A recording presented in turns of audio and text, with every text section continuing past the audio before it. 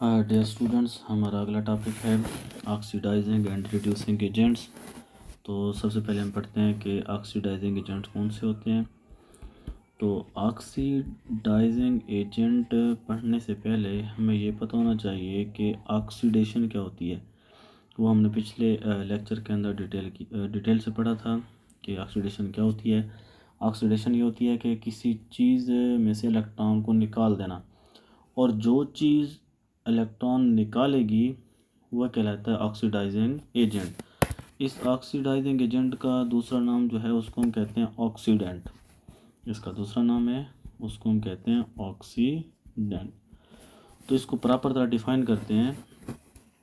जो oxidising agent होता है ये हमारे पास ऐसे एटम्स या आइंस, या आइन भी हो सकता है, या फिर कोई मॉलिक्यूल भी हो सकता है। ठीक है, एटम, आइन या फिर कोई मॉलिक्यूल एक ऐसी चीज़ जो किसी शय से इलेक्ट्रॉन को निकाल दे, उसको ऑक्सीडाइज कर दे। तो ऐसी स्पीशीज़ जो ऑक्सीडाइज कर दें, इनके विच ऑक्सीडाइज अदर सब्सटेंसेस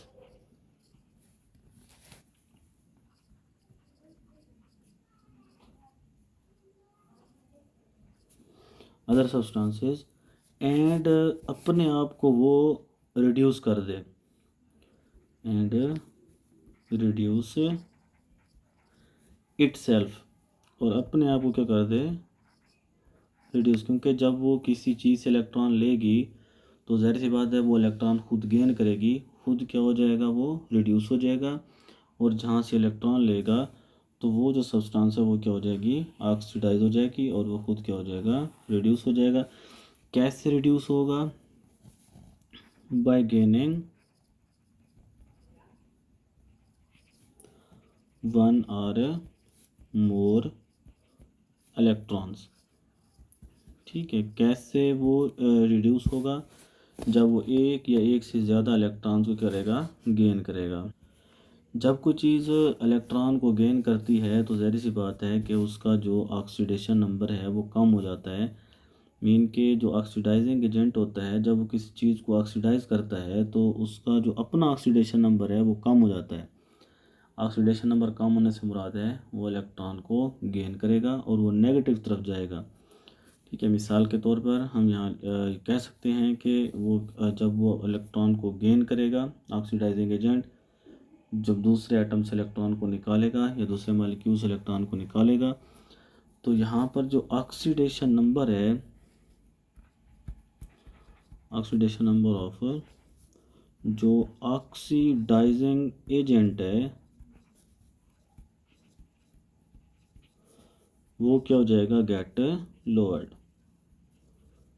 वो कम हो जाएगा। मीन कि ऑक्सीडाइजिंग एजेंट इलेक्ट्रॉन जब गेन करेगा किसी दूसरी चीज़ से तो उसका अपना जो ऑक्सीडेशन नंबर है वो क्या हो जाएगा, कम हो जाएगा। हम इसकी मिसाल लेते हैं। हम मिसाल के तौर पर हमारे पास कोई एक एलिमेंट है जिसको हम कहते हैं, हमारे पास एक्स है, इस पर कोई चार्ज नहीं है। जब ये इलेक्ट्रॉन को गेन करेगा, कहीं से भी इलेक्ट्रॉन गेन करेगा, तो ये क्या हो जाएगा, एक्स नेगेटिव हो जाएगा। ठीक है, यहाँ पर देखें तो जो ऑक्सीडेशन नंबर है किसका, एक्स का, वो ज़ीरो है। अगर यहाँ पर देखें जो ऑक्सीडेशन नंबर है एक्स का वो क्या है, -1 है। इसका मतलब है इसका ऑक्सीडेशन नंबर क्या हुआ है, कम हुआ है। जब ऑक्सीडेशन नंबर कम होगा तो इससे मुराद है कि ये खुद क्या है, ऑक्सीडाइजिंग एजेंट है। मीन कि यहाँ पर देखें ये हमारे पास है हायर ऑक्सीडेशन स्टेट,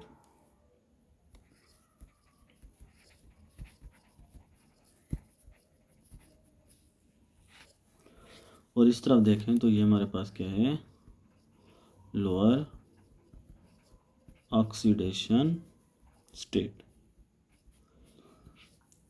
तो इसकी अगर रियल एग्जांपल देखें, जैसे हमारे पास क्लोरीन है, इस पर कोई चार्ज नहीं है। जब ये किसी दूसरी शय से इलेक्ट्रॉन को लेगा तो ये क्या हो जाएगा, Cl नेगेटिव। अगर इधर देखें तो इसका ऑक्सीडेशन नंबर 0 है और इधर क्या है -1 है। ये इलेक्ट्रॉन जहाँ से भी आएगा उस चीज़ की ऑक्सीडेशन होगी और जिसकी तरफ आएगा उसकी क्या होगी, रिडक्शन होगी। तो जो इलेक्ट्रॉन को गेन करेगा असल में वो क्या होता है, ऑक्सीडाइजिंग एजेंट होता है। तो ये हमारे पास ऑक्सीडाइजिंग एजेंट है। इसकी काफ़ी सारी और भी मिसालें मौजूद हैं। ये क्लोरीन इसकी क्या है, सिंपल मिसाल है। दूसरे हमारे पास होते हैं रिड्यूसिंग एजेंट। इसका उलट हमारे पास है। तो रिड्यूसिंग एजेंट क्या होते हैं, जो इलेक्ट्रॉन को लूज़ करके खुद का ऑक्सीडेशन नंबर बढ़ा दें और किसी दूसरी शय जिसको इलेक्ट्रॉन देंगे उसका ऑक्सीडेशन नंबर कम कर दें, उसको हम कहते हैं रिड्यूसिंग एजेंट्स या फिर रिडक्टेंट्स। रिड्यूसिंग एजेंट्स को हम लोग रिडक्टेंट्स भी कहते हैं। अब इसको डिफाइन करते हैं। ये हमारे पास ऐसे एटम, आयन या फिर मॉलिक्यूल होते हैं जो खुद तो ऑक्सीडाइज हो जाएं लेकिन दूसरी चीज़ को क्या कर दें, रिड्यूस कर दें। मिसाल के तौर पर ऐसी सब्सटेंसेस होती हैं, ऐसी सब्सटेंसेस जो खुद को ऑक्सीडाइज कर दें और दूसरी चीज़ को रिड्यूस कर दें। Which reduce substances, which reduce some other substances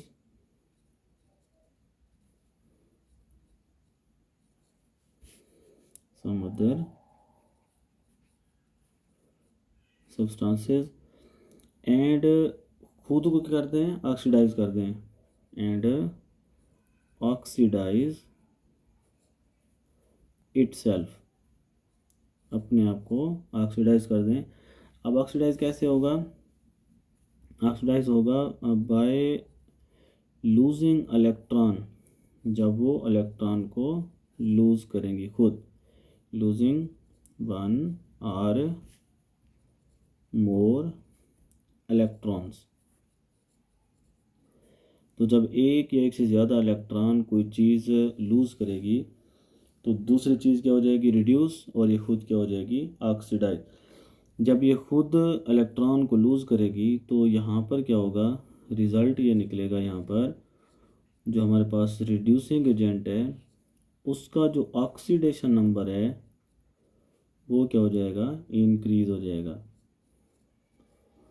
ठीक है, जो ऑक्सीडाइजिंग एजेंट्स है उनका ऑक्सीडेशन नंबर डिक्रीज़ होता है, जो रिड्यूसिंग एजेंट्स हैं उनका ऑक्सीडेशन नंबर क्या होता है, इंक्रीज़ होता है।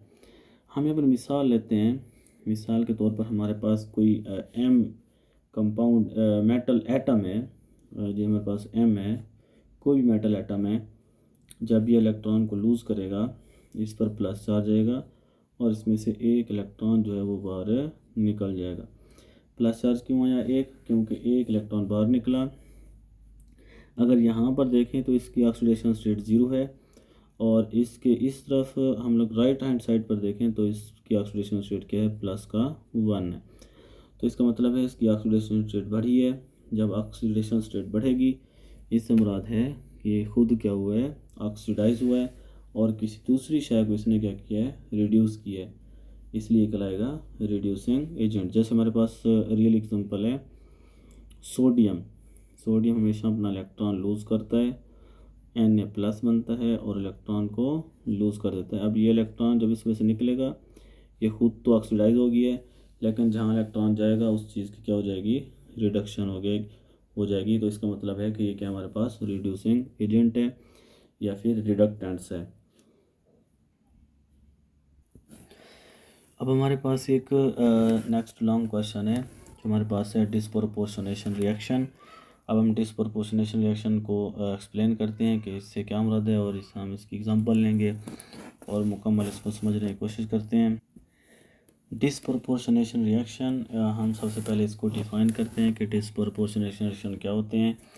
डिस्प्रोपोर्शनेशन रिएक्शंस, तो डिफ़ाइन करते हैं इसको। सबसे पहले ऐसा रिएक्शन जिसके अंदर कोई एक स्पीशी या एक सब्सटेंस जो है वो एक्ट करे as a oxidising agent as well as reducing agent. Mean कि ऐसा रिएक्शन, एक ऐसा रिएक्शन जिसके अंदर क्या होगा, इन विच अ सिंगल सब्सटेंस, ये हमारे पास अ सिंगल एटम और एलिमेंट, ये हमारे पास अ सिंगल सब्सटेंस एक्ट करे एज बोथ ऑक्सीडाइजिंग एजेंट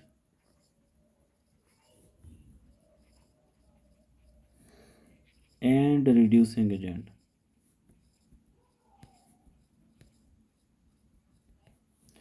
हमारे पास एक ऐसा रिएक्शन जिसके अंदर एक सिंगल सब्सटेंस जो है वो दोनों की तरह रिएक्ट करे, ऑक्सीडाइजिंग एजेंट के तौर पर भी और रिड्यूसिंग एजेंट के तौर पर भी। अब इसका रिज़ल्ट क्या निकलेगा, हमारे पास इसका रिज़ल्ट भी निकलेगा रिजल्टिंग टू डिफरेंट प्रोडक्ट बनेंगे, रिजल्टिंग टू डिफरेंट प्रोडक्ट्स। अब इन टू डिफरेंट प्रोडक्ट्स में हमारे पास जो ऑक्सीडेशन स्टेट है, एक होगी ऑक्सीडाइजिंग एजेंट वाली और एक क्या होगी रिड्यूसिंग एजेंट वाली। तो इनके टू डिफरेंट प्रोडक्ट के अंदर डिफरेंट ऑक्सीडेशन स्टेट्स होंगी, इनके विद डिफरेंट ऑक्सीडेशन स्टेट्स। एक ऐसा रिएक्शन जिसके अंदर कोई एक सब्सटेंस ऑक्सीडाइज भी हो और रिड्यूस भी हो, या एक ऐसा रिएक्शन जिसके अंदर कोई एक सब्सटेंस ऑक्सीडाइजिंग एजेंट के तौर पर भी काम करे और रिड्यूसिंग एजेंट के तौर पर भी काम करें, उसको हम कहते हैं डिस्प्रोपोर्शनेशन रिएक्शन। एक बात याद रखेंगे, डिस्प्रोपोर्शनेशन रिएक्शन के अंदर जो ऑक्सीडेशन है या फिर रिडक्शन है वो क्या होगी, take place at a time.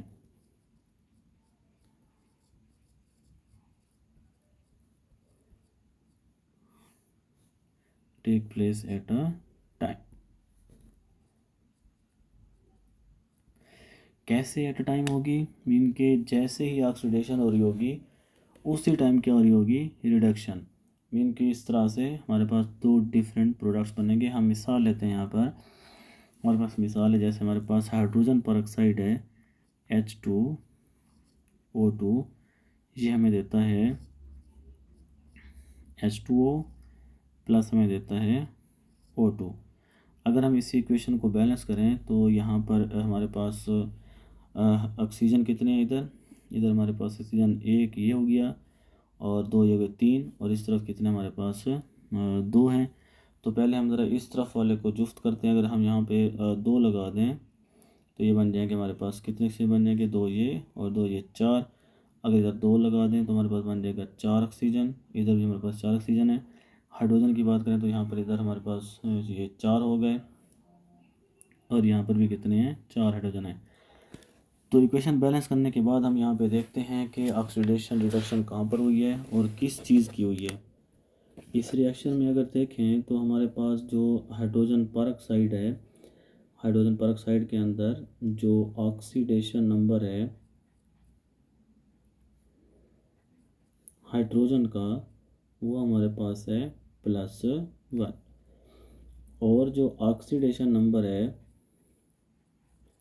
किसका, ऑक्सीजन का, वो हमारे पास है -1। ये हमने वैसे पिछले रूल भी पढ़ा था कि परऑक्साइड के अंदर ऑक्सीजन का जो ऑक्सीडेशन नंबर होता है वो क्या होता है, -1 होता है। वैसे यहाँ पर -1 हम निकाल भी सकते हैं, कैसे, जैसे फॉर एग्जांपल हमारे पास है H2O2 न्यूट्रल कंपाउंड है, हाइड्रोजन का हमारे पास क्या होता है +1, कितने हाइड्रोजन है, दो, प्लस हमारे पास दो ऑक्सीजन है। अगर हम ऑक्सीजन का निकालना चाहें तो कैसे निकालेंगे, 2 इंटू ऑक्सीजन का ऑक्सीडेशन नंबर, ये टोटल किसके बराबर होगा, 0 के बराबर होगा। तो 2 इंटू +1 2 हो जाएगा, प्लस हमारे पास 2 इंटू ऑक्सीजन इज इक्वल है 0। अगर यहाँ से हम निकालें तो हमारे पास कैसे आएगा, 2 इंटू ऑक्सीजन, ये हमारे पास ये ऑक्सीजन की अलामत मैं लिख रहा हूँ, इज इक्वल हमारे पास -2। जब ये 2 इधर आएगा तो क्या हो जाएगा, -2 हो जाएगा।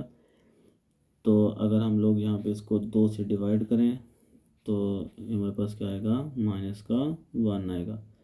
तो यूँ देख लें कि परऑक्साइड के अंदर हमारे पास ऑक्सीजन का जो ऑक्सीडेशन नंबर है वो क्या आ रहा है, -1 आ रहा है। और मतलब है कि रिएक्शन के इस तरफ ऑक्सीजन की ऑक्सीडेशन स्टेट क्या है, -1 है। अब हम देखते हैं ऑक्सीजन के रिएक्शन के दूसरी तरफ, यहाँ पर हाइड्रोजन का जो ऑक्सीडेशन नंबर है, ऑक्सीडेशन नंबर ऑफ हाइड्रोजन, वो इधर भी क्या रहेगा, +1 रहेगा। लेकिन अगर बात करें ऑक्सीजन की, वाटर के अंदर ऑक्सीजन का ऑक्सीडेशन नंबर क्या होता है, -2 होता है। तो अब ऑक्सीजन जो है कहाँ चला गया है, ऑक्सीजन -1 से कहाँ चला गया, -2 पर। जब ये -2 पर गया तो यहाँ पर क्या हुई है इसकी, जब नेगेटिव चार्ज बढ़ता है या पॉजिटिव चार्ज कम होता है तो क्या होती है, रिडक्शन होती है। तो यहाँ पर ऑक्सीजन की क्या हुई है, रिडक्शन, और रिडक्शन होने की वजह से क्या बना, पानी का मॉलिक्यूल बना। अब आगे देखें तो यहाँ पर ऑक्सीजन जो O2 है, क्योंकि ये अनकम्बाइंड फॉर्म है, रूल के मुताबिक इस पर चार्ज क्या होगा, 0 होगा। तो ये भी ऑक्सीजन ही है। तो एक दफ़ा ऑक्सीजन यहाँ पर रिड्यूस हुई है, और यहाँ पर देखें माइनस से किस पे चली गई है, 0 पर चली गई है। मीन कि यहाँ पर इसने इलेक्ट्रॉन को लूज़ किया है, तो यहाँ पर क्या हुई है, ऑक्सीडेशन हुई है। तो प्रोडक्ट में दूसरी जगह देखें तो ऑक्सीजन कहाँ पर चली गई है, 0 पर। मीन कि एक जगह पर -2 और एक जगह पर 0। वही सेम सब्सटेंस से ऑक्सीजन जो हाइड्रोजन पेरोक्साइड में थी, उसकी रिडक्शन भी हुई है और उसकी ऑक्सीडेशन भी हुई है। इसकी रिडक्शन और ऑक्सीडेशन से हमारे पास क्या बने, दो डिफरेंट कंपाउंड बने। एक हमारे पास ऑक्सीजन है O2, एक हमारे पास क्या है, H2O। यूँ हमारे पास ये क्या हुआ, डिस्प्रोपोर्शनेशन रिएक्शन हुआ। यहाँ पर डिस्प्रोपोर्शनेशन रिएक्शन के अंदर ऑक्सीजन की क्या हुई है, ऑक्सीडेशन और रिडक्शन, और सिमल्टेनियसली हुई है, दो डिफरेंट कंपाउंड बने हैं। तो डिस्प्रोपोर्शनेशन की हम लोग दूसरी मिसाल लेते हैं जो बड़ी अहम एग्जांपल है। हमारे पास जब सोडियम हाइड्रोक्साइड रिएक्ट करता है क्लोरीन के साथ, हमारे पास NaOH जब रिएक्ट करेगा क्लोरीन के साथ, तो ये बनाता है, हमारे पास 3 तरह के प्रोडक्ट बनेंगे। एक हमारे पास प्रोडक्ट है NaCl, और दूसरा हमारे पास है NaCl प्लस हमारे पास है NaClO3,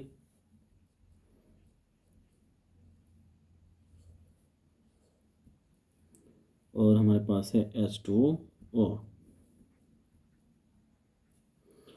तो अगर इक्वेशन को बैलेंस करें तो यहाँ पर सोडियम हाइड्रोक्साइड के साथ 6 आएगा, और Cl2 के साथ हमारे पास क्या आएगा, 3 आएगा।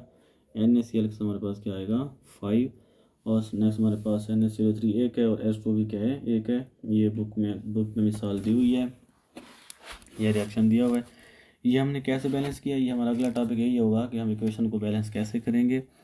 अगर यहाँ पर हम देखें रिएक्शन की लेफ़्ट हैंड साइड पर, तो ऑक्सीडेशन नंबर ऑफ सोडियम वो +1 है, और राइट हैंड साइड पर देखें तो वहाँ भी सोडियम जो है NaCl के साथ वहाँ पर क्या है, +1 है। इस साइड भी +1 है, और इस साइड पे भी +1, क्योंकि सोडियम हमेशा क्या होता है, +1 होता है। सोडियम की ऑक्सीडेशन स्टेट तब्दील नहीं हुई। तो अगर ऑक्सीजन को देखें तो ऑक्सीजन भी तकरीबन सेम है, लेकिन अगर क्लोरीन की बात करें तो क्लोरीन यहाँ पर इस साइड पर, इस पर 0 चार्ज है, क्योंकि ये अनकम्बाइंड फॉर्म है।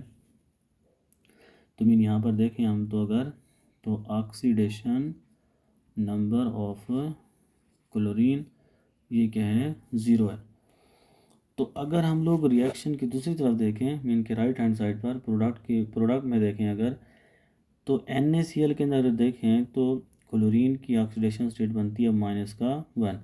मीन के क्लोरीन 0 से कहाँ पे चला गया है, -1 पर।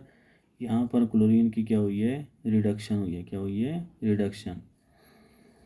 तो अगर नेक्स्ट देखें यहाँ पर, जहाँ पर NaClO3 है, सोडियम पर +1 है, ऑक्सीजन 3 है, तो ये कितना हो जाएगा, -6।